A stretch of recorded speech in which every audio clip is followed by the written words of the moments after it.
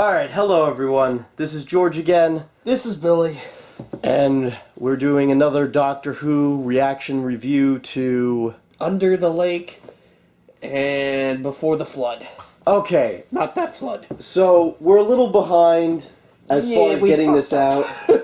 So, overall, Billy, how did you feel about this episode? It was decent in the first part, and it was decent in the second part, but it was just predictable. Yeah, You know, it's a shame. I really liked the first part a lot. So it had a lot of mystery to it. The logic of the plot made sense. And for Doctor Who, that's a big deal. Like, I was able to follow the logic, even when some things, like the whole constellation thing, I kind of irk on that, because I'm like... Well, yeah. Aliens do not have the same constellations as us people. They're not going to see a fucking sword in the sky at a... You know, no. Well, if the aliens actually wrote that. Yeah, I mean... Yeah, they did. But it's one of those, like... It's one of those silly things that you can kind of forgive, because it's still following a logic. And admittedly, it got slightly technobabble in the first part, and then it got really technobabble in the second part. Yeah, hell yeah, it did. To help you guys understand what we mean by technobabble is when they start making shit up to either explain away plot holes or plot elements, or when they just need to come up with a solution to a problem that appears to be creative, but in reality, it's just what it is, making shit up just to move the story forward. Just check out Star Trek Voyager if you're curious. Technobabble can be used the same way a fight scene is used in a movie. Fight scenes are used to create something exciting, to forward the story.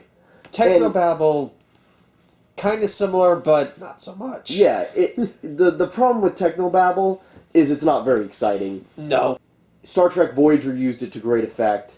Great?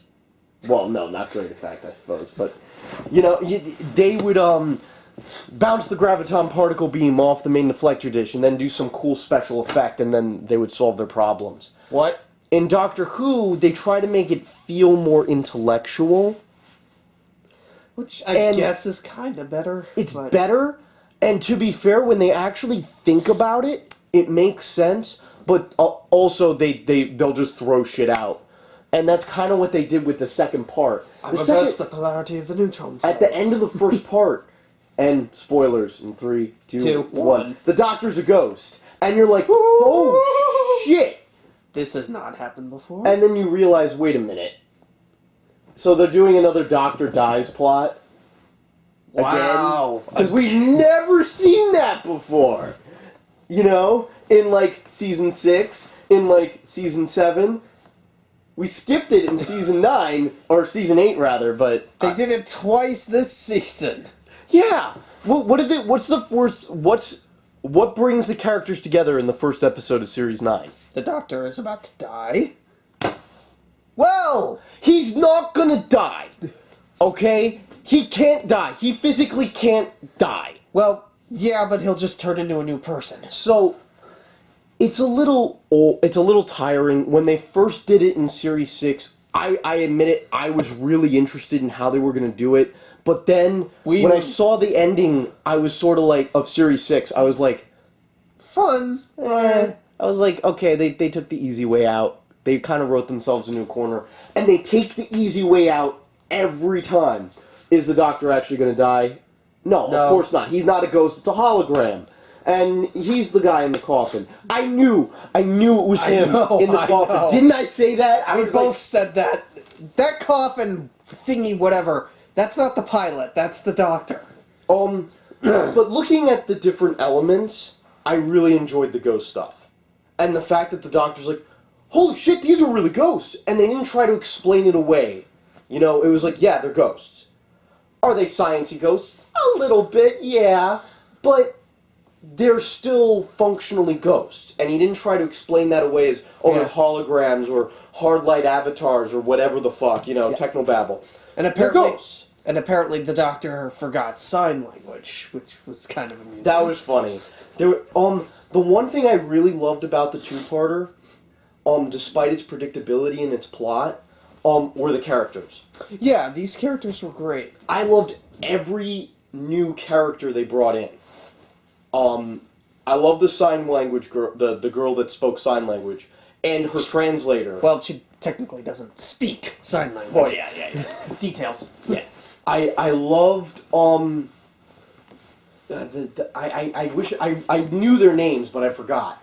The girl who was sort of with the scarf, who was sort of like geeky and into the Doctor, and kind of thought he was the coolest guy. Thing ever. is, we are fangirl, yeah. basically. Thing is, though, we are terrible at names. Yeah. We're not saying these people weren't memorable. We just can't remember their names. Also, the Indian gentleman, I think he was Indian. I think he was the scientist. He was pretty interesting.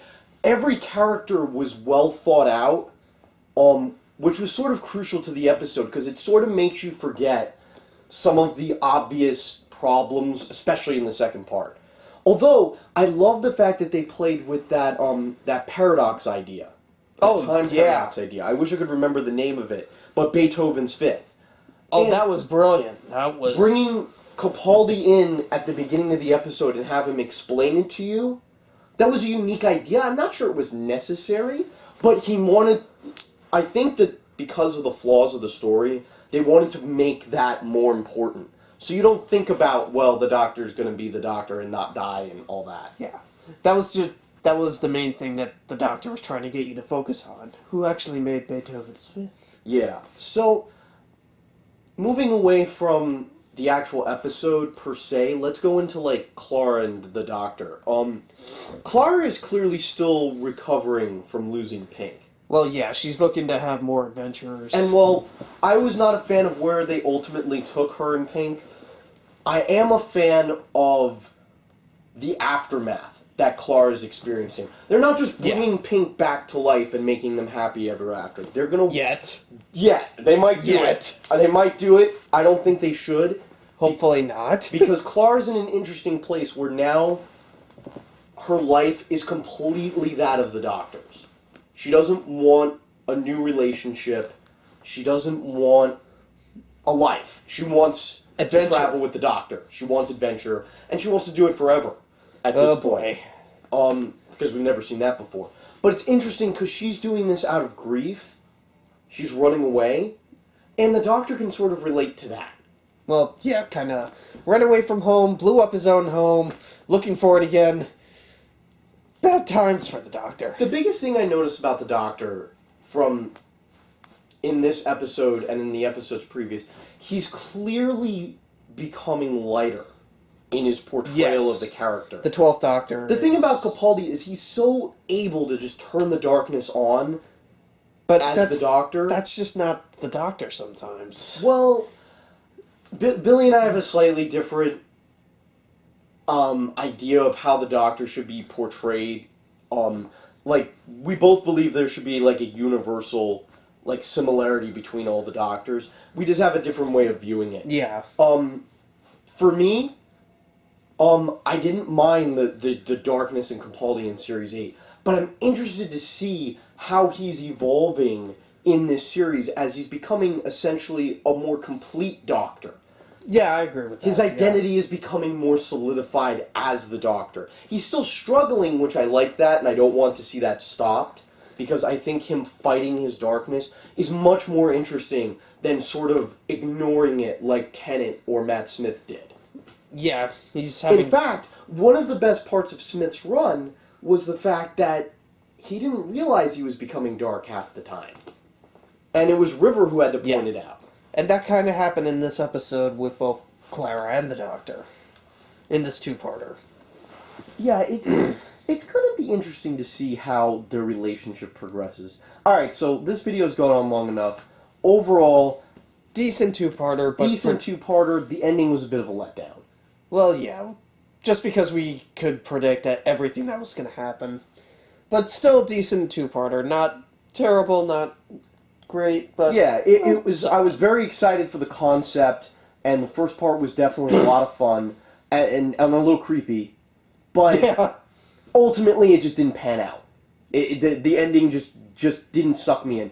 But if I had to watch it again, if somebody offered to watch it again, I'd watch it again. I don't know if it's up there It certainly doesn't meet the average of last season, because last season had some great episodes. Just the overarching wasn't that good. I do like the fact that they're trying to make each story a two-parter.